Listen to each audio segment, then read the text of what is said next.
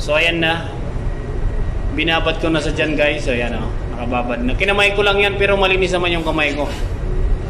Puro barako naman yung kakain dito sa barko kaya okay lang yan. Ayan o. Good morning mga katimon. So ayan. Mamimingwit muna tayo or mga ngawil. So mga ngawil pala ako dyan ng mga makarel po yan. So mamaya idadaing po natin yan. Sobrang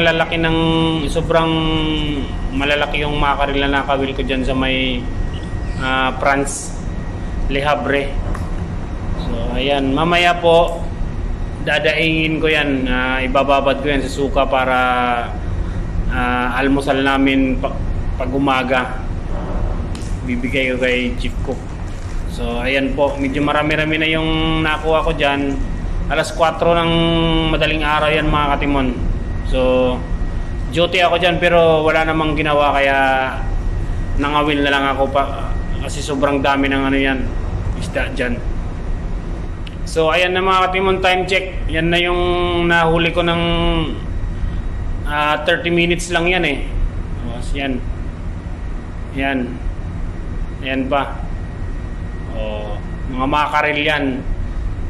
Sobrang malalaki, marami. So sige, tara. So ayan na. Ipakita ko sa inyo yung pagdaing ko dyan mga katimon. So ayan, basic ingredients lang yan. Bawang, luya. Yan lang, bawang, luya. Siyempre, hugasan muna natin yan. So ayan na. Pukpukin mo katimon. Sige. Isama na natin yung balat dyan guys kasi mas matasa yung balat nyan eh. Yan, sige. Pukpukin mo katimon. Yung bawang naman, isasama din natin yung balat nyan para malasa yan. Pero hinugasan ko na yan. Yan. Kailangan idurugin natin yung bawang para kapit talaga yung lasa sa isda. Ayan. Sige, durugin mo yan katimon. So basic ingredients lang yan guys. Bawang, luya, paminta, asin, tsaka suka. So ayan na. Nilagay ko na sa isang tray para doon ko siya ibabad kasi marami yan eh. Ayan. Kasama na yung balat dyan para mas masarap na nakababad sa suka. Tsaka mga ricado yung isda. So ayan na guys. Lalagyan ko na siya dyan ng suka. Dato puti, bikinimen. Ayan. Isang bote lang. Tapos asin. Lagyan ko siya ng maraming asin para ano lang. Hindi naman marami, yung ano lang, tama lang sa alat ng daing. Ayan, asin. Halo-haloin ng konti para matunaw yung asin. Nilagyan ko rin yan guys ng ano, paminta na yung ano, pinong paminta. Kaya lang di ko na nakuha. So ayan na. Binabad ko na sa dyan guys. So ayan o, nakababad na. Kinamay ko lang yan pero malinis naman yung kamay ko.